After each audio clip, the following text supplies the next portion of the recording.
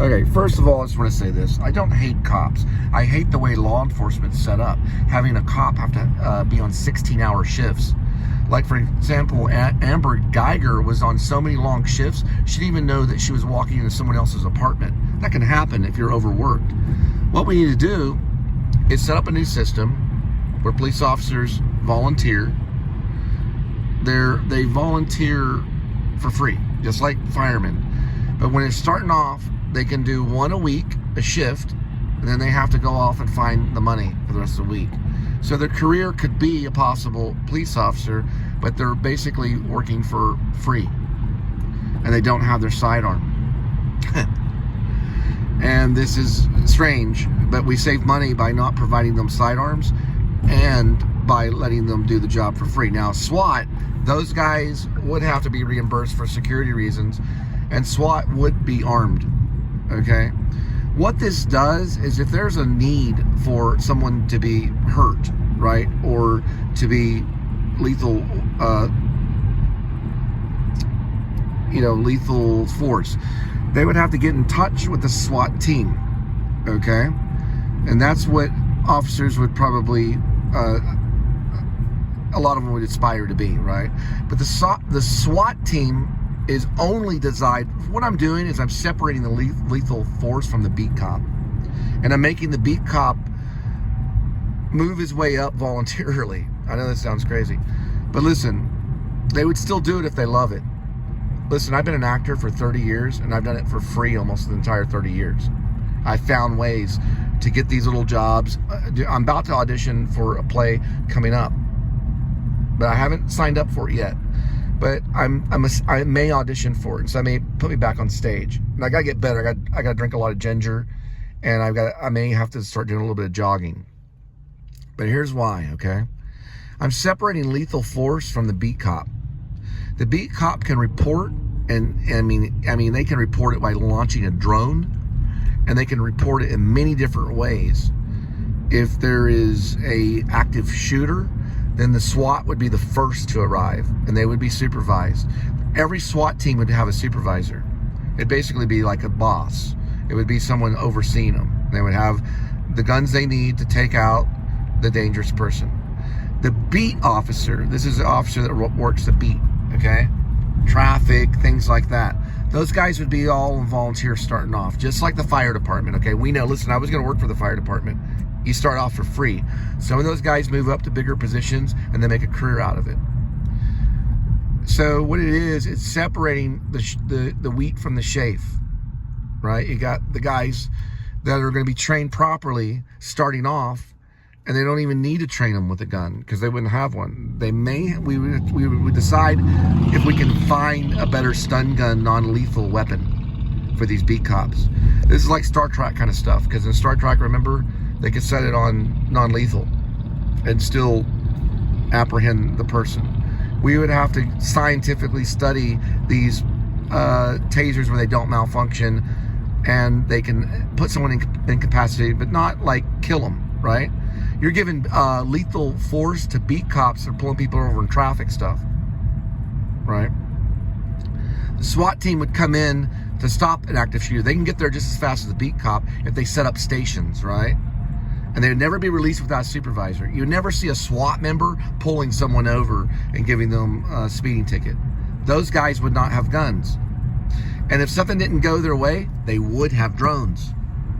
This is using technology over lethal force to save the lives of the crazy citizens that are only temporarily crazy for maybe 30 minutes or maybe an hour or something, is where they level out or whatever. These car chases in LA, they can all be solved with a drone, because the drone will know exactly where they go. It'll go so high in the air, it'll lock in, and it'll be driven probably by someone that was very good at playing video games, because that's what they're finding out. These video gamers can drive these drones better than anybody. They can fly these drones. Okay, so the beat cop, no lethal force, and starting off volunteer, where they volunteer once a week, and we're increasing the amount of police force in doing this, because those will rotate. Let's say you're a new police officer, you're just out of the academy, you've got 80% training on psychology, You're like a psychologist with a stun gun, basically, or maybe pepper or something. You would know martial arts. You would know how to apprehend someone by only using non-lethal Batman force kind of thing. Batman goes on non-lethal. Okay? So there's no reason to ever have to kill someone over a car. You wouldn't have to kill someone, put a bullet over someone for having a boiling water in their house. It would be almost impossible to enter anybody's house. It'd be just ridiculous.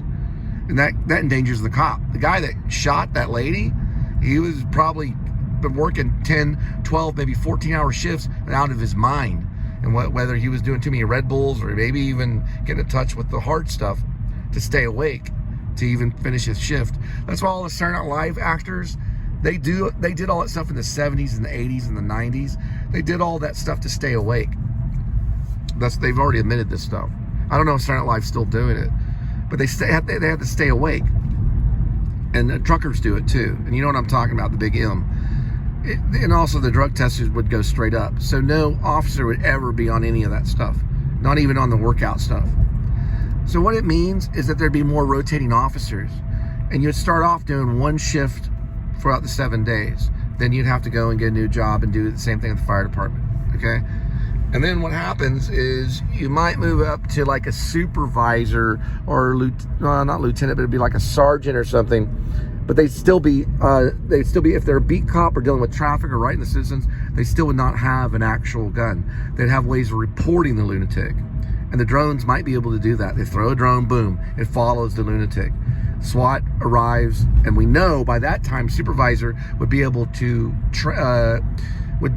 study it and give the command for lethal force. They'd have to ask. A beat cop doesn't have to. The beat cop pulls over someone and they just act kind of crazy or whatever, what's going on, and they're grabbing for stuff.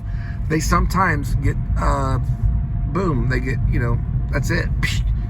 It's too easy for them to fall into boom and they're killing somebody, Biden talked about it. He said, yeah, you reach in the glove box over here and oh no, That's why I didn't reach in the glove box when that officer arrested me in Keller, to show him that my lawyer papers, which I don't know if that would have helped. It might have helped if I called a supervisor. But I was like, no, it's not worth it. I'll just go in. Which cost me, like $300 or whatever. And I already had lawyers that were fighting the ticket. But I'd have to reach over here. And I just didn't have the timing to tell him. Well, I just didn't want to go in that direction. Like, can I at least show you this paperwork? And even if I do that, I'm still endangering myself. My hand goes on the steering wheel and you stay there. I used to know a guy that was trained to be a cop. I have family that are in the police force. So we're separating this to protect the cop from having to go to prison, and also the beat cop from being skilled to locating the crime, releasing the drones, and using technology to locate them, and then of course SWAT being called in, they could still wear a bulletproof vest and have all that stuff, but they wouldn't just be able to do a quick draw and kill someone over a stupid traffic ticket, because you know how horrifying it all is. Now, last thing about SWAT, they'd all be trained in the same psychological, aspect of helping people, and then they'd also be trained on how to operate the lethal force and shoot a rifle and have a handgun, all the stuff SWAT goes through. But they would be called in for lethal force. So let's say if a beat cop pulled over and they only have the stun gun, they try to go through the thing to try to apprehend the person, and they do drive off, and they do get to release the drone. Now they have these sticky things that can stick on the vehicle too. Let's say that's not successful, it misses the vehicle, but the drone finds them. And it's pulled over to supervisor and SWAT.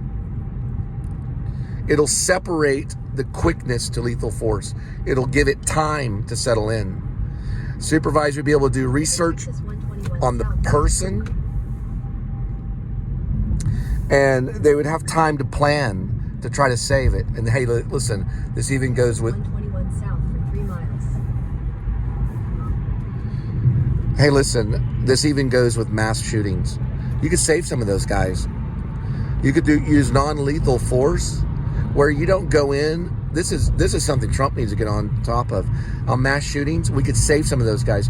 You know the guy that he shot off Trump's ear? They didn't try to save him. He would have ran out of bullets. I know there was a crowd and a couple of people got killed. They just killed him quick. They could have gassed him. They could have They could have smoked the crowd. They could have thrown a smoke bomb around the crowd to shield the crowd. They could have gassed him and put him to sleep, and he could be in prison right now. Now, of course, he committed a high crime, but I don't think Trump wanted him dead. If you ask him personally, I don't think Trump wanted the man dead. Trump had his ear fixed, and we can't even tell it happened. You know what I mean? So this is a way to save the mass shooter's life. But listen, SWAT would be called if a Columbine happened. They would be. But they would also be trained on see if they can apprehend the person using non-lethal. And this is just this would be what's be called police reform for sure, because we're restructuring how it's all laid out, how it operates. That's reform. It's not reform if they're, cutting the budget is also going to be how it operates, because we'll find out the wheat from the chaff, because a lot of them will have to volunteer their time to even get to the next stages of law enforcement. They wouldn't just be able to graduate from police academy and have a rifle in their trunk and sidearm to just begin killing. It's not a video game.